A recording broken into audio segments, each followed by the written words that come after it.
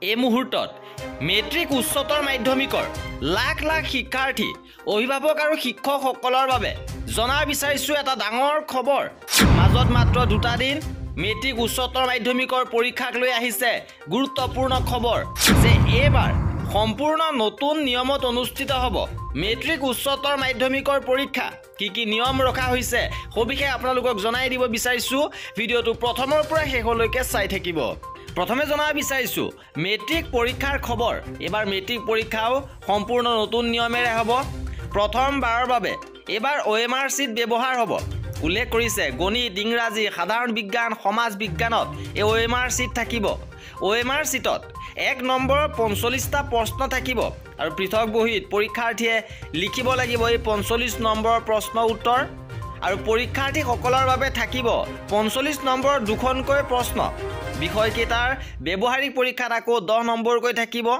আৰু OMR চিটত নীলা বা কলা চিয়াহী ব্যৱহাৰ কৰিব পাৰিব। ইপিনে উচ্চতৰ মাধ্যমিকৰ পৰীক্ষাক লৈ ডাঙৰ খবৰ। 12 ফেব্ৰুৱাৰীৰ পৰা 13 মাৰ্চলৈ অনুষ্ঠিত হ'ব উচ্চতৰ মাধ্যমিকৰ পৰীক্ষা। এইবাৰ উচ্চতৰ মাধ্যমিকৰ পৰীক্ষাটো কেইবাটাও নতুনত্ব থাকিব।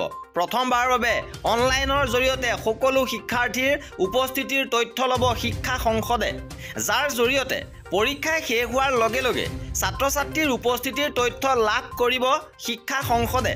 আৰু ইতিমধ্যে এটা বিশেষ পৰ্টেল প্ৰস্তুত কৰি উলিওৱা হৈছে।